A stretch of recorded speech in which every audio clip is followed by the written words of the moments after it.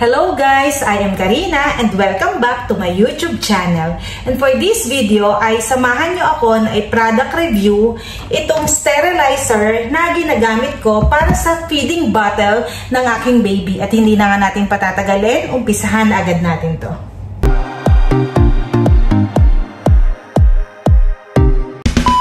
So guys, ito yung sterilizer na ginagamit namin ni baby at napaka-user-friendly niya, napakadali lang niyang gamitin at there are two ways kung paano siya i-utilize or gamitin. So yung una, makikita nyo na malaki yung katawan niya.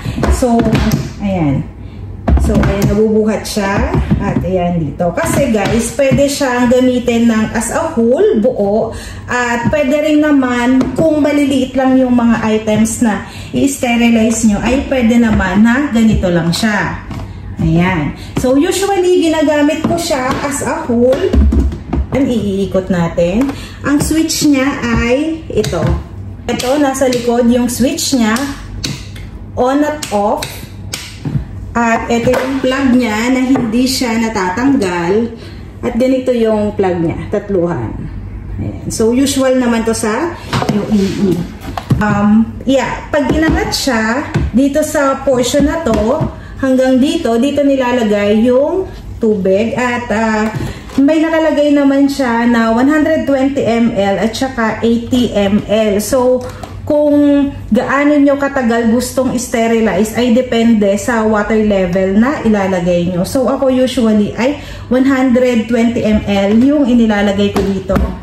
So, ayan, nalagay lang yung tubig dyan.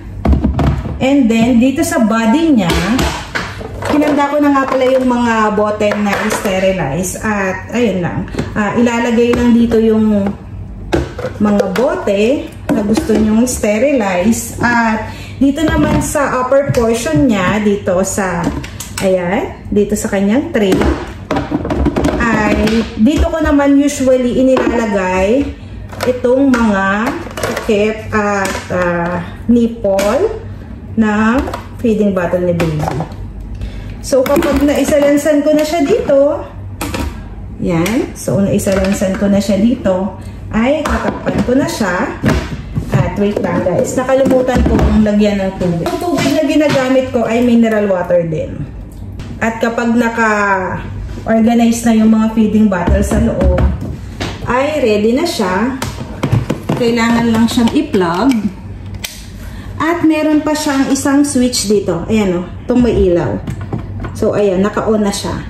At guys, ang kagandahan nito ay nag-auto shut off siya. Kapag tapos na siyang mag-sterilize ay mag-off na siya ng kusa. So, iwas sunog ng bote. Kasi 'di ba sa Pilipinas, uso yung pinapakuluan over the stove yung mga bote ni baby. So, mas mas maganda, mas efficient at ayan, napakadali lang niyang gamitin.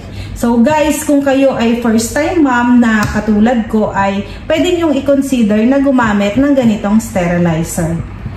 At within 5 minutes sterilize na yung bote ni baby. Dun sa 5 minutes na yon ay hindi kasama yung pag-iinit ng tubig. Pero mabilis na mabilis lang. Parang in 10 minutes ay tapos na yung proseso niya. Ayan guys, malalaman natin na tapos na yung pag-sterilize kapag nag-off na yung ilaw dito.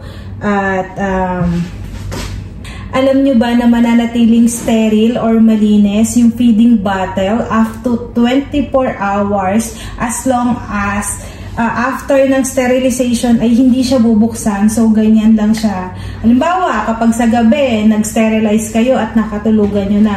So, until kinabukasan ay malinis na malinis pa rin yung feeding bottle ni baby.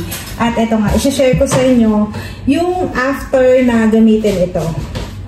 So, ayan, kita nyo naman yung usok. At, ipakita ko sa inyo closer. Ayan.